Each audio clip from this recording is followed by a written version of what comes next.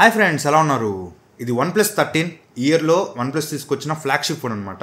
8 elite ప్రాసెసర్తో వస్తుంది. ఇది నాకు ఎవరు రివ్యూ నుండి పంపిలా, నేనే నా సొంత డబ్బులు పెట్టుకొని రివ్యూ చేయడం కోసంగా అమెజాన్లో దీన్ని పర్చేస్ చేశాను. అయితే ఈ ఫోన్ ఒక 10 days నుంచి యూజ్ చేస్తున్నా. ఈ 10 daysలో నా ఎక్స్పీరియన్స్ ఎలా ఉంది, ఈ ఫోన్ ఉన్న పాజిటివ్స్ ఏంటి, నెగిటివ్స్ ఏంటి, కెమెరాస్ ఎలా ఉన్నాయి, అండ్ 8 ఇలైట్ ప్రాసెసర్ కదా, హీటింగ్ ఎలా ఉంది, ఇవన్నీ ఈ వీడియోలో డీటెయిల్గా మాట్లాడుకుందాం. మోస్ట్లీ ఈ వీడియోలో ఈ ఫోన్ని దేంతో కంపేర్ చేయకుండా మాట్లాడుతున్నాను, ఎందుకంటే సోలోగా చూసినప్పుడు ఈ ఫోన్లో అన్ని బాగానే కనిపిస్తున్నాయి. బట్ దీన్ని వేరేదంతా కంపేర్ చేస్తేనే అది కొంచెం బెటర్గా అనిపిస్తుంది. కానీ స్టాండర్డ్ లోన్గా చూస్తే ఈ ఫోన్లో చాలా విషయాలు బాగానే అనిపించాయి. ఒకటి చూసుకుంటూ వచ్చేద్దాం. ఫస్ట్ ఈ బాక్స్ చూసుకుంటే బాక్స్ చూడడం విధంగా ఉంటుంది. బాక్స్లో అన్ని ప్రొవైడ్ చేస్తారు. బాక్స్లో కేసు ఉంటుంది, పేపర్ వర్క్ ఉంటుంది, సిమ్యులేటర్ పిన్ ఉంటుంది. ఫోన్ తో పాటు కేసు ప్రొవైడ్ చేశారు, బ్లూ కలర్ కేసు. ఇది వేస్తే లుక్ మొత్తం కవర్ అయిపోద్ది. ఆ బ్యాక్ సైడ్ లెదర్ టెక్స్చర్ అయితే మీకు ఆ ఫీల్ రాదు. ఎనివే ఈ కేసు మాత్రం కొన్ని రోజుల్లో కొంచెం ఎల్లో కలర్ లో అయిపోద్ది. సో బెటర్ ఈ కేసుని అవాయిడ్ చేయండి. అండ్ 100 వాట్స్ ఛార్జర్ ఉంటుంది. USB to Type-C cable provide చేశారు. బాక్స్ లో అన్ని ప్రొవైడ్ చేశారు. And pre applied screen guard కూడా ప్రొవైడ్ చేశారు. సో మీరు ఏది వెతుక్కోవాల్సిన అవసరం లేదు. కమింగ్ టు డిజైన్, ఇది మొత్తం 3 కలర్స్ లో వస్తుంది, బ్లాక్, వైట్ అండ్ బ్లూ. ఈ బ్లూ వచ్చేటప్పటికి లెదర్ బ్యాక్ తో వస్తుంది. బ్యాక్ సైడ్ అంతా కూడా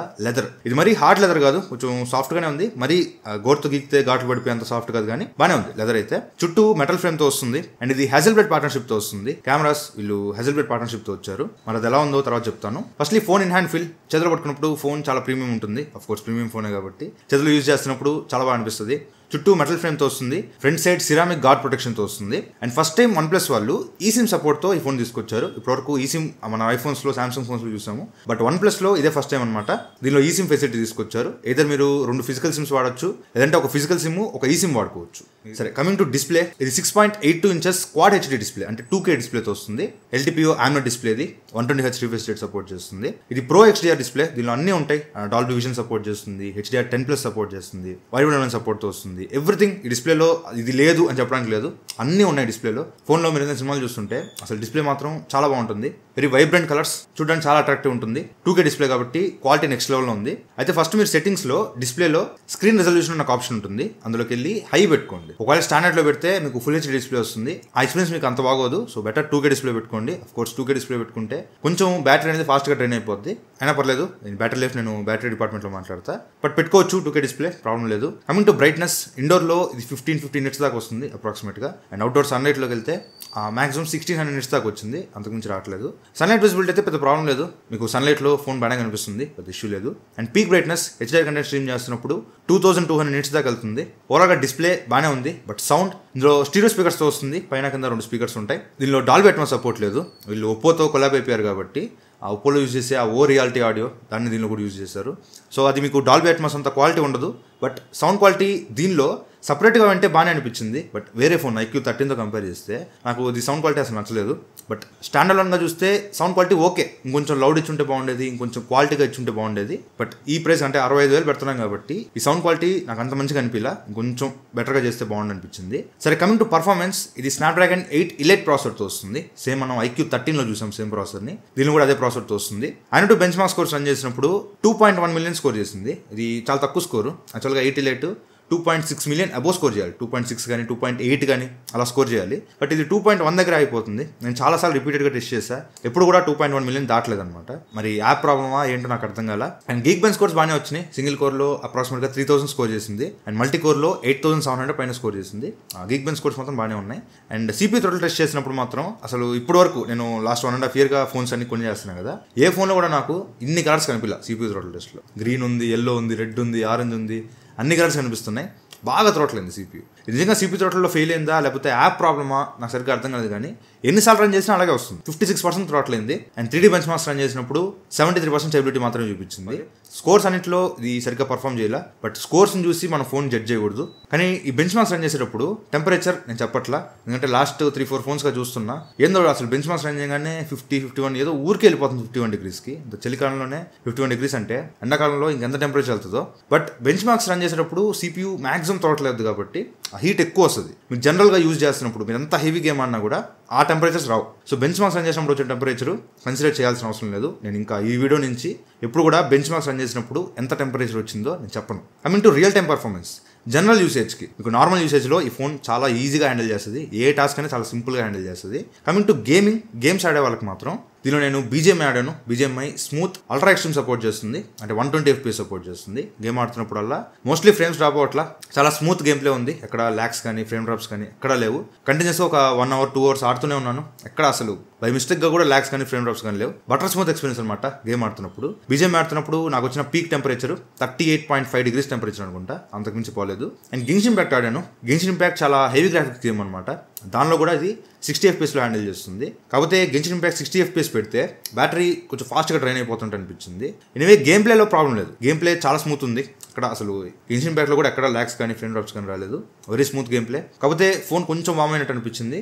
టెంపరేచర్ చూస్తే 40.8 degrees దాకా వచ్చింది, విచ్ ఇస్ కొంచెం మీరు హెవీ గ్రాఫిక్ గేమ్స్ ఆడితే మాత్రం లిటిల్ బిట్ వామ్ అనిపిస్తుంది. ఇది హీటింగ్ ఇష్యూ కాదు, జస్ట్ వామ్ అనిపిస్తుంది అంతే. అపార్ట్ ఫ్రమ్ దట్ గేమ్ ఆడుతున్నప్పుడు దీనిలో చాలా మంచి ఎక్స్పీరియన్స్ ఉంటుంది. Very smooth game play.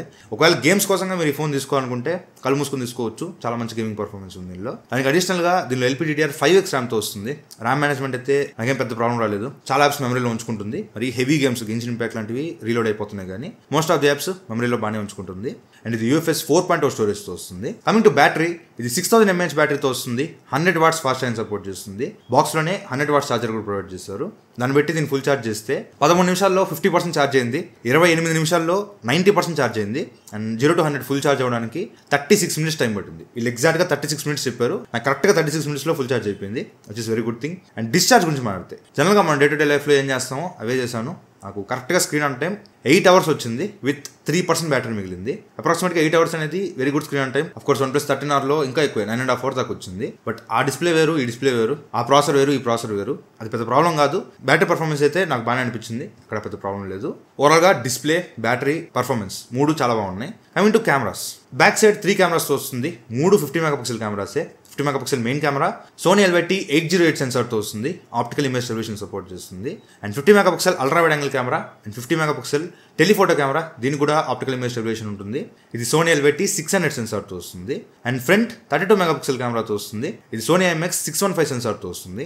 యాక్చువల్గా స్పెసిఫికేషన్స్ చూస్తే ఈ కెమెరా సెన్సార్స్ అన్ని బాగున్నట్టే కనిపిస్తాయి, బట్ రియల్ టైం పర్ఫార్మెన్స్ అలా ఉంది. ఫస్ట్లీ ఈ కెమెరాస్లో చాలా ఫోకల్ లెంత్లు ఉన్నాయి. వైడ్ యాంగిల్ అంటే 15 mm ఫోకల్ లెంత్ వస్తుంది. అండ్ 1Xలో 23 mm, 28 mm, 35 mm, 2Xలో 48 mm, ఇవన్నీ మెయిన్ కెమెరాతో వస్తాయి. అండ్ టెలిఫోటో కెమెరాతో 3X, 6X వస్తాయి. 3Xలో 73 mm, 85 mm, 6Xలో 146 mm, ఇట్లా డిఫరెంట్ ఫోకల్ లెంత్లో మీరు దీనిలో ఫొటోస్ తీసుకోవచ్చు.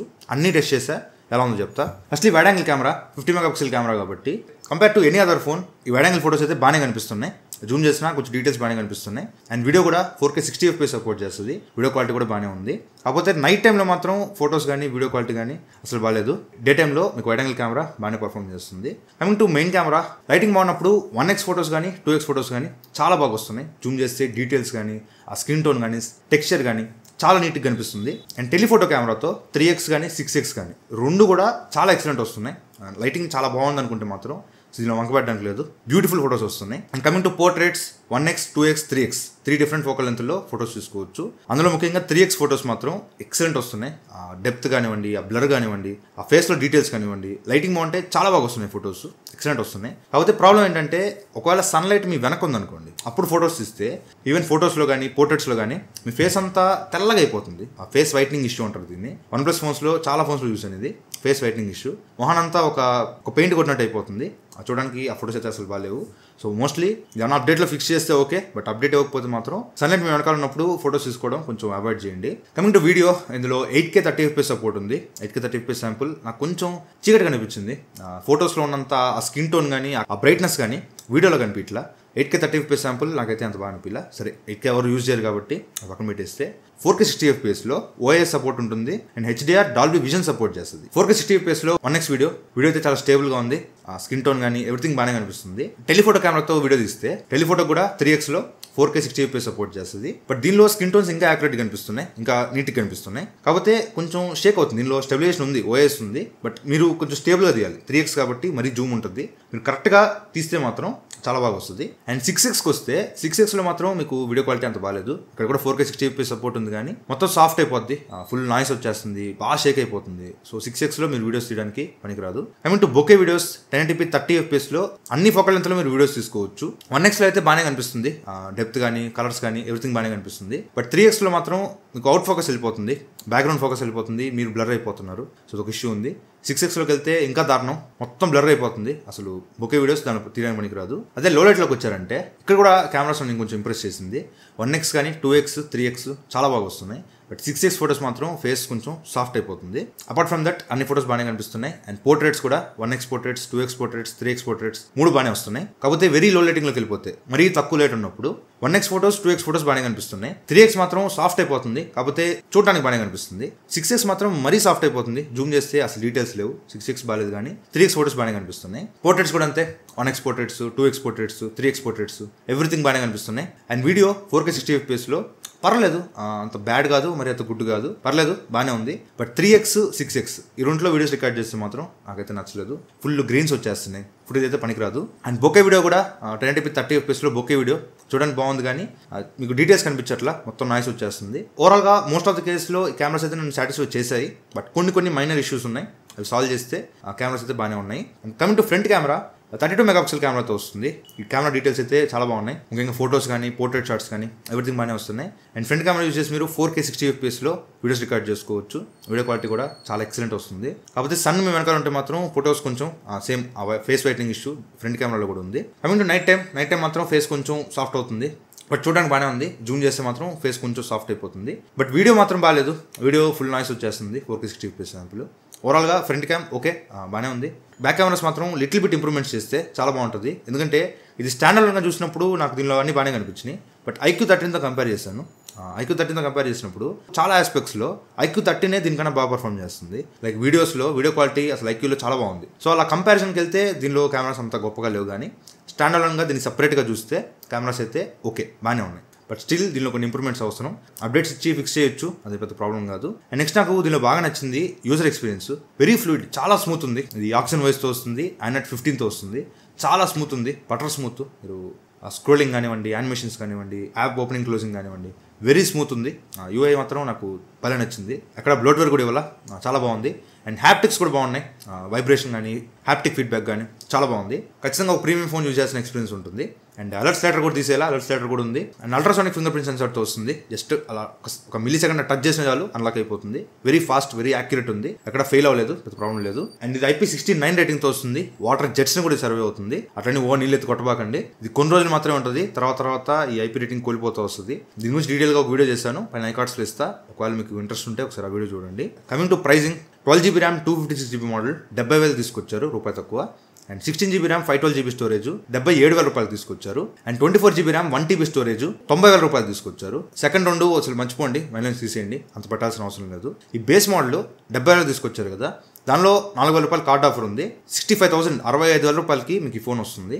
65,000 రూపాయలకి మీకు దీనిలో డిస్ప్లే బాగుంటుంది, పర్ఫార్మెన్స్ బాగుంటుంది, బ్యాటరీ లైఫ్ బాగుంటుంది, యూజర్ ఎక్స్పీరియన్స్ ఇంకా బాగుంటుంది. ఏం బాగోవంటే సౌండ్ క్వాలిటీ బాగోదు, కెమెరాస్ కొన్ని ఇంప్రూవ్మెంట్స్ అవసరం. అంటే ఇది హెజల్బ్లడ్ పార్ట్నర్షిప్తో తీసుకొచ్చారు. అంత పెద్ద బ్రాండ్ ఇలాంటి కొలాబరేషన్తో వస్తున్నప్పుడు కెమెరాస్ చాలా ఎక్సలెంట్ ఎక్స్పెక్ట్ చేశాను. ఆ లెవెల్లో లేవు, నార్మల్గా ఉన్నాయి కెమెరాస్. నేను చాలా ఎక్కువ ఎక్స్పెక్ట్ చేశాను హెజల్బ్లడ్ పార్ట్నర్షిప్ కాబట్టి, అసలు ఆ లెవెల్లో లేవు.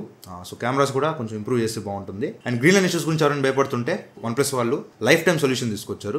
లైఫ్ టైం ఎప్పుడైనా గ్రీన్ లైన్ ఇష్యూ వచ్చినా మీకు ఫ్రీగా డిస్ప్లే అయితే రీప్లేస్ చేసిస్తారు. సరే, ఫైనల్గా ఈ ఫోన్ తీసుకోవచ్చా లేదా? మీకు OnePlusలోనే ఒక మంచి ఫ్లాగ్షిప్ ఫోన్ వాడాలి అనుకుంటే ఎస్, ఇది ఖచ్చితంగా తీసుకోవచ్చు. లేదా నాకు OnePlus అనే కాదు, నాకు ఏ బ్రాండ్ అయినా పర్లేదు, నాకు ఒక మంచి ఫ్లాగ్షిప్ ఫోన్ కావాలి, మంచి పర్ఫార్మెన్స్ ఉండాలి, మంచి కెమెరాస్ ఉండాలి, మంచి డిస్ప్లే, మంచి బ్యాటరీ అన్నీ బాగుండాలి, ఒక మంచి ఫోన్ చెప్పు అంటే మాత్రం దీనికన్నా IQ13 చాలా మంచి ఆప్షన్. అది ఇంకా తక్కువ రేటుకి వస్తుంది. దీనిలో కన్నా కొన్ని ఫీచర్స్ దానిలో ఇంకా బెటర్ అనిపించింది. సో మీకు బ్రాండ్ ప్రిఫరెన్స్ లేదనుకుంటే IQ13కి వెళ్ళిపోండి. లేదా నాకు OnePlusలోనే కావాలనుకుంటే ఎస్, ఇది ఖచ్చితంగా తీసుకోవచ్చు. మేజర్ ఇష్యూస్ అయితే ఏం లేవు, బాగానే ఉంది. సో ఇది వాటి వీడియో అయితే. వీడియో నచ్చితే లైక్ చేయండి, షేర్ చేయండి, కామెంట్ చేయండి, ఛానల్ సబ్స్క్రైబ్ చేసుకోవడం మాత్రం మర్చిపోకండి. Thank you friends watching. Bye, Jai Hind.